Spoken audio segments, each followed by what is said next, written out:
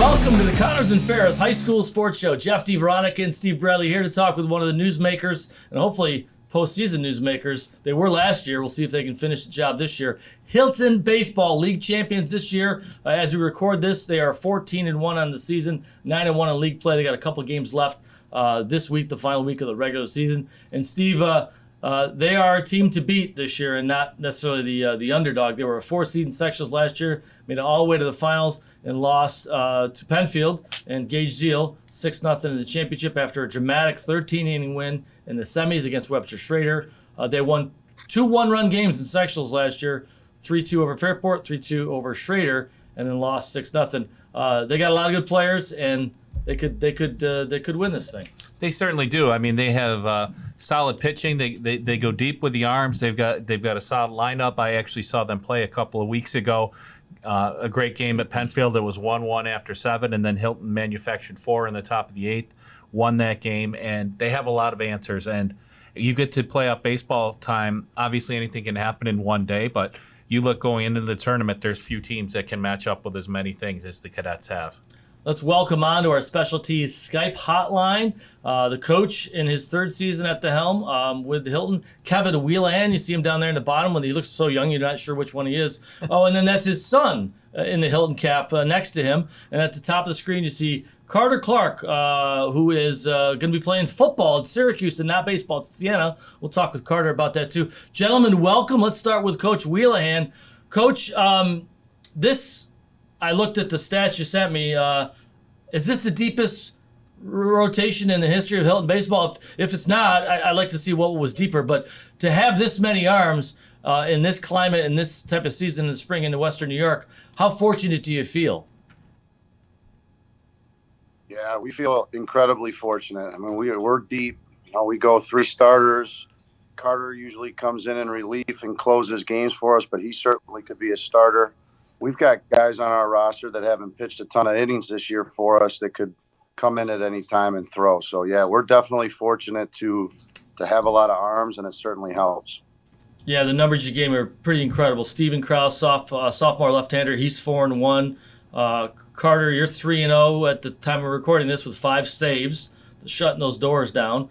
James Capilupo, 3-1. Another tough lefty, Preston Prince, a senior. He's 3-1. So very deep staff, Steve Bradley. It is. And Carter, I want to talk about your role because it's not always easy coming into situations late in games.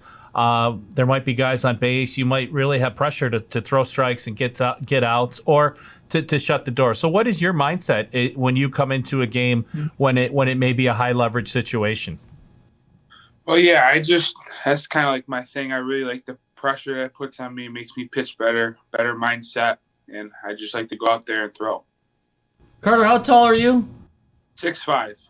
How much? Can I ask you how much you weigh? Is it okay if I ask you that? Yeah, around like 260.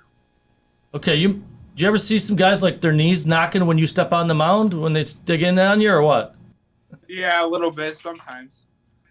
Michael, how about you? Do you ever see those from shortstop? Do you ever see what? I guess if you had to hit against Carter, do you think it's intimidating at all for guys?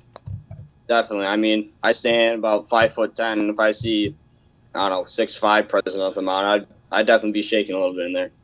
Does he grunt? Do you grunt at all? I'd grunt a little bit, Carter, if I had your side. Do you grunt at all? No, I do not. I mean, maybe here and there I would grunt on a couple fastballs, but not really too much. I would do it, Steve. Well, and in fairness to Michael, he's hitting 500 with 27 hits, 2 doubles, and 17 steals this season. So you got a guy that's hitting 500 that's taking notice of the opposing pitcher. Kevin, as a coach and a dad, I imagine that you've had your eye on these guys for quite a while, and you've seen them come up. When did it kind of become apparent to you that you might have the makings of something special with this group?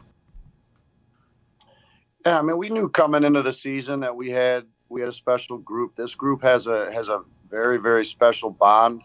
About middle of last year, everything started to click, and not just the baseball stuff, but all the other stuff that they do together on and off the field. So it's a great group of kids. A lot of these kids play sports other than baseball together. They've grown up together. Just an awesome group of kids. Michael, how much you guys were on what looked like it could have been like Team of Destiny last spring. the 2 one-run wins against quality programs, and then you got to face Gage Zeal. But how much does that loss? And you've swept Penfield this year, which doesn't mean a whole heck of a lot, but except maybe if you see him again in the postseason. But how much does that motivate you? What happened last year, and it has been motivating this group? Yeah, that's been our mindset the whole year. We definitely didn't like that feeling. I mean, we were facing a horse, obviously, on the mound. But yeah, it's still with us. We still think about it constantly, and that's sort of been what's motivated us to this point. Carter, kind of building off that a little bit, you said that you like the pressure situation when you come into pitch.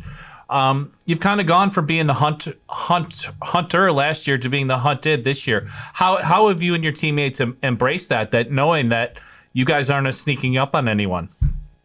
Yeah, well, everyone knows about us this year, so it's kind of really not.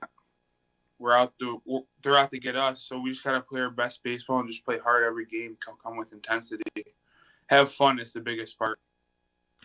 That's why we're here, right? Yep. And Michael, I'm assuming maybe it might keep you a little sharper to know that you're going to get everybody's best punch. I mean, you guys can't go out there and kick the ball around and think you're going to win because they're coming at you. I remember you had some clutch plays last year. Have you been? Let me ask Dad this question of you: has this kid, your son, been, again, as a coach? Look at him. Has he been a clutch performer for you? I guess, what do you guys talk about away from the field that allows this kid to play so well in big moments? Or do you talk about it? Yeah, we try to find that happy medium between coach and dad. When he was younger, he was always a kid that wanted to do extra. So he wanted to go swing more, he wanted to go take more ground balls and put him where he's at now today, and still works hard, still wants to take those extra ground balls. We talk quite a bit about baseball outside of practice and the games, but at the same time, he's very mature and has a pretty good understanding of what we want. So at times I have to leave him alone and just go let him play. He's doing a great job for us this year, and I'm proud of him. We are talking Hilton baseball here on the Cadets and Ferris High School Sports Show. We'll take a quick break, come back, and do segment 2 with the Cadets. You're watching us right here on Rock Sports Now.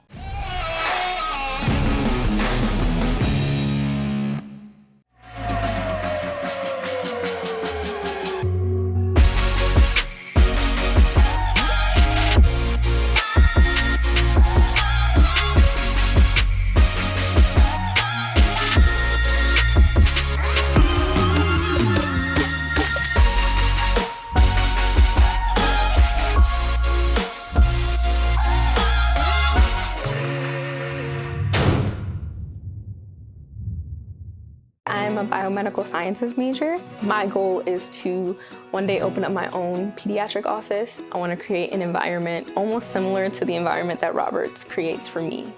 I want them to walk into the doctor's office and feel love. When I got here, I was just like, yeah, this is home. This is where I need to be.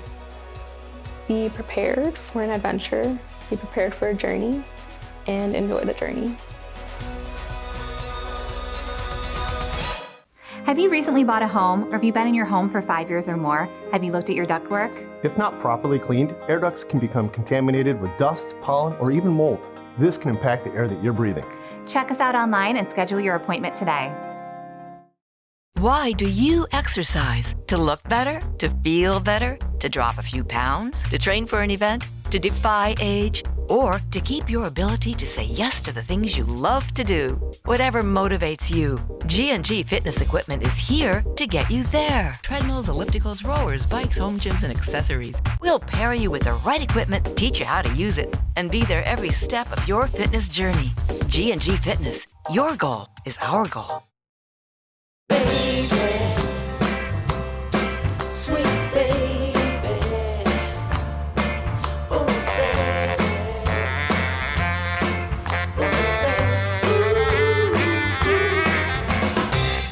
There's a path to success full of challenges, rewards, inspiration, and strength. A strength that only the U.S. Army Reserve can give you. The skills and experiences you'll get will give you an advantage in your civilian life. Stay close to home, train to develop your strengths, and get on a path to success. Find out more at goarmy.com/reserve.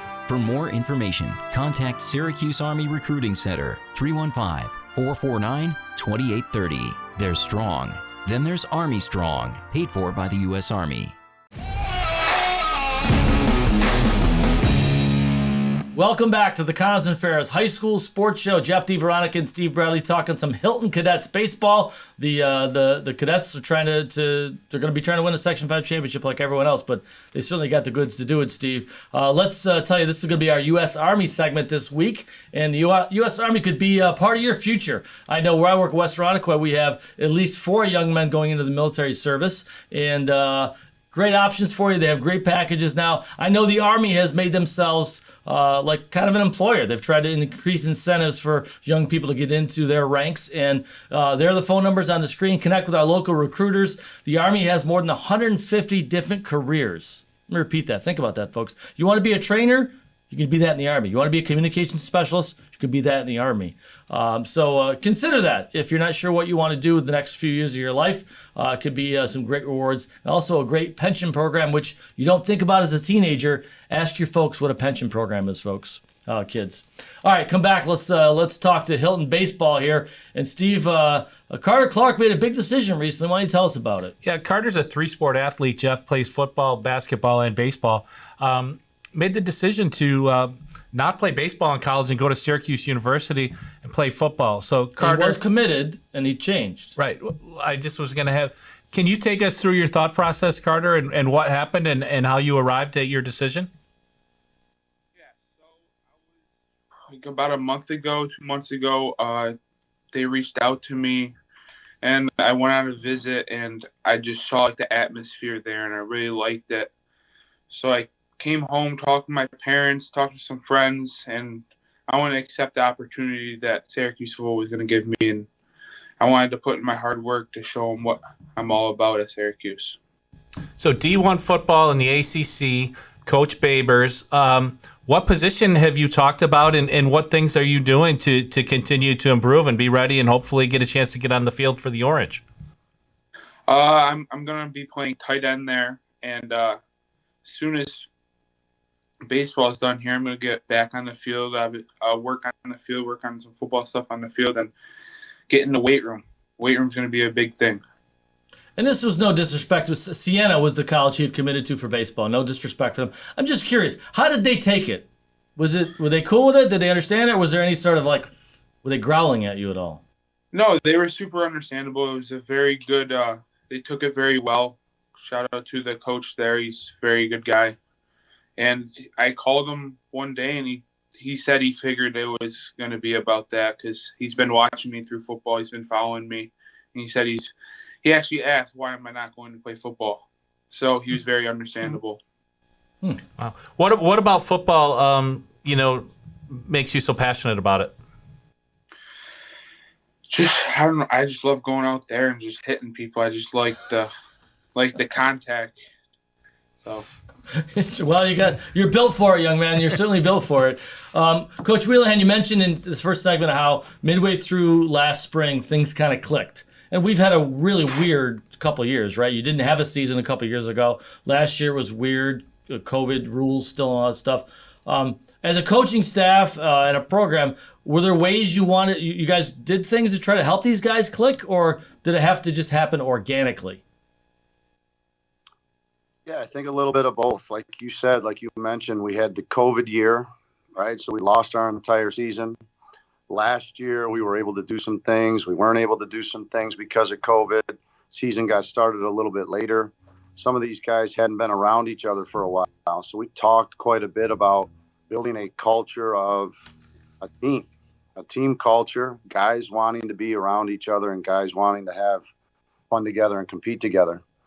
And they kind of took that to heart. We had great senior leadership last year. These underclassmen were pretty mature, and they really built some bonds both on the field and off the field. They did quite a bit of stuff on their own. And just that culture and that family feel. And this group brought that in first day to this year and grabbed some of these younger guys and just followed along. It makes a big difference. They're all good friends. I think they're already talking about where they're going out to dinner tonight together. So that stuff off the field plays a big deal. They fight for each other on the field, and they love each other off the field. Michael, Jeff asked your dad, what it's like to coach his son. How about from the player perspective? What's it like to play for Dad?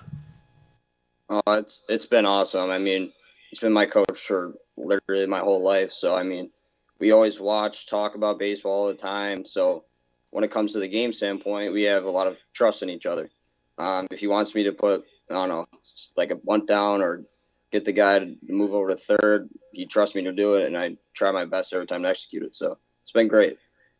I know there's a lot of pride in Hilton. I know Mr. Girizzi, the athletic director there, pretty well, and I know he's fostered quite a bit of, you're not just playing for a team, you're playing for the whole school, the whole town. Community. The whole community, yeah, the whole town. And I'm going to tell you straight, I don't know. Has Hilton ever won a baseball championship? I don't know this. John Schwinden, those guys did that, like 2008-ish, maybe? Coach Whelehan? 2008, 1997. Boring me in 1997 with Mike Volkmar and that group, and then in 2008 with John Schwinn and that group. Yes, sir. Coach, how long have you been part of the program? Were you an assistant for a long time and then took over? Or? Well, actually, I played for Oremy, so I graduated in 96. I went away and played in college, and then I came back home. I've been, say, 16, 17 years. I was Murph's assistant for a little while. Then I coached his modified teams, his JV team, and then when he stepped down, I took over. That was kind of cool timing for you, that you become the guy with your son coming up. That's awesome. That's a great story. And to coach your alma mater, real happy for you. That's really cool. Do you see Coach Me? I'm Facebook friends with Ori Me. Do you see him every once in a while? Is he coming to games still? And I guess what kind of influence did he have on you? Yeah, we get to see him every day. He's actually one of my assistant coaches. Oh, really? That's awesome. Yeah. Do you find yourself there are Ori Me-isms that you bring back into play? Oh, 100%. And he still brings them to the park every day too. So he's obviously been a huge influence on me when I was a player, and now as a coach too. And it's awesome to have him by my side as we make this little run here. Coach, right at the top, we mentioned some of your pitching depth, and I think you mentioned we've talked about Carter, Preston Prince going to Niagara. We didn't mention Luke Schofield, 325 hitter, by the way. He was on my list. We didn't, but Steven Krause is a sophomore left-handed pitcher. He's 4-1, and James Capilupo. All of these arms, could you just kind of maybe go through your staff and the strengths of these guys, and maybe what they do similar and different that make them so effective? Yeah, I mean, Caps is a right-handed kid who's committed to UMass Lowell. He's a competitor. He throws strikes, he competes, and he attacks hitters. One of the biggest competitors we've got. Same with Preston. You guys got a chance to watch him play a little bit of basketball this year. He's another competitor, left-handed kid.